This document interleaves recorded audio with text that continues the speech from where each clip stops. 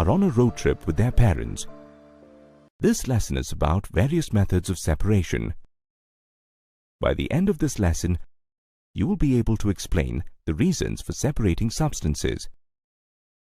You will also be able to describe the methods of separation of substances such as hand-picking, threshing, winnowing, and sieving.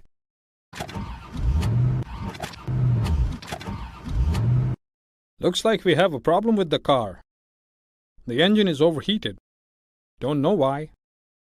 I'll have to get a mechanic. Hey, Tina, look. We have stopped right near someone's farmland. I wonder if we can take a walk and see it up close. Dad, can we go up to those huts and take a look at this farm while you fix the car? Okay, but be careful and don't go too far. Your mom and I will keep an eye on you both from here.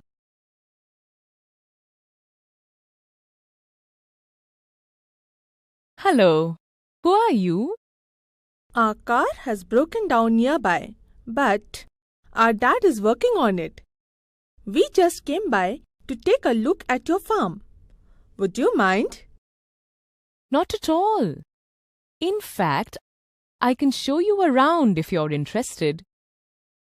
Let me just finish cleaning these grains. Cleaning the grains? How do you do that? Well, I'm just picking out the impurities in these grains by hand. The grains are quite big in size, and the amount of grain that I need to clean is not much. So I can do that quite easily.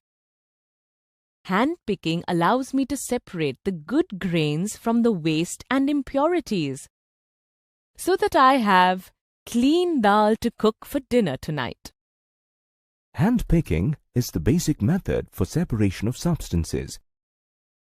It involves simply picking out substances by hand and separating them from others. The substances being separated may be impurities that have to be thrown away, like in this case. Or it may be that both the substances being separated are useful, such as if you separate green grapes from black ones from a mixture of the two. I'm done hand-picking these grains. Let's take a walk around the farm now. As you can see, these are wheat fields. The wheat is ready for harvest now. Look, there's my husband. What is he doing? He's threshing some of the wheat that has been harvested and dried. Threshing? What's that? Yes. Once the wheat has been harvested, the stalks are dried. Then, each grain of wheat has to be separated from the stalks to which it's attached, so that it can be ground into flour. This method of separating the grain from the stalk is called threshing. It's basically the beating of these dry stalks to shake off the dried grains. It can be done by hand, by cattle, or by using machines. Traditionally, threshing was done by hand, but the cattle help do this job quickly.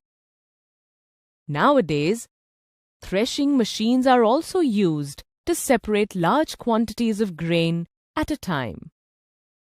We have one of these machines. It's called a combine harvester. You can see it there in the distance. This is a smart way to separate grain from stalk. Imagine how long this would take if the grain had to be hand-picked off the stalks.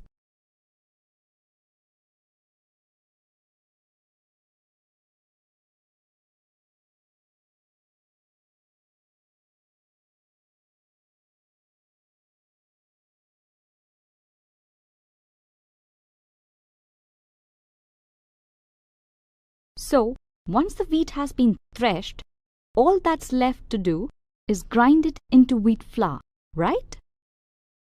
Not quite. there is another step before that.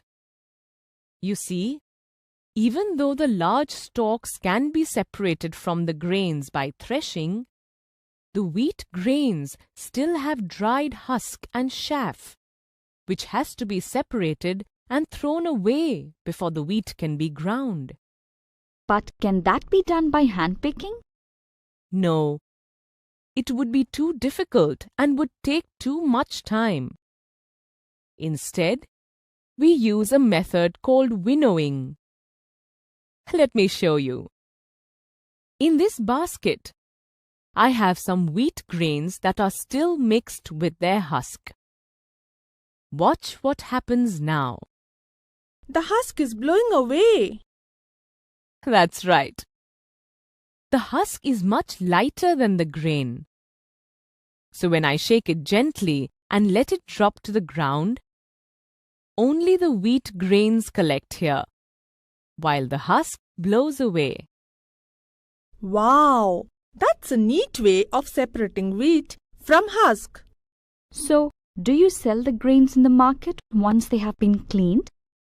Yes, sometimes.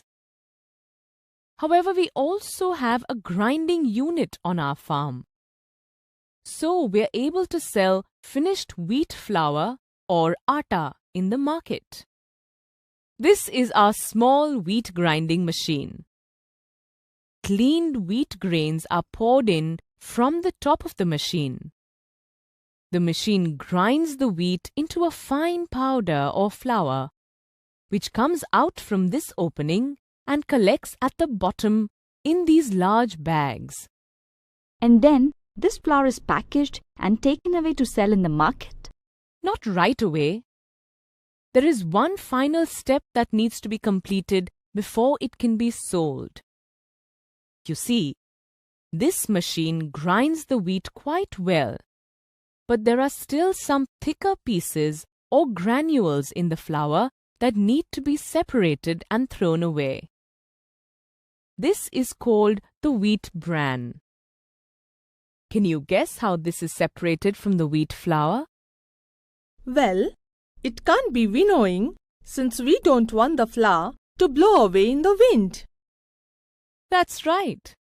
Instead, the method we use to separate this is called sieving.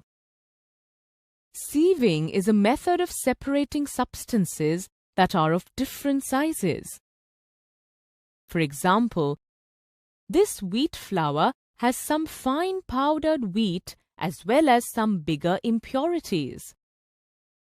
When I put this through a sieve, the fine powder falls through the small holes in the sieve, while the thicker impurities remain as they are too big for these holes. And hence, the substances are separated. Once the wheat has been sieved, it is packaged and is ready to be sold in the market. I didn't know so many steps have to be completed before we got to eat our rotis. Harvesting, threshing, winnowing, grinding, and sieving. In this lesson, you learnt about various methods of separation. Now, you should be able to explain the reasons for separating substances. You will also be able to describe the methods for separation of substances, such as hand-picking, threshing, winnowing, and sieving.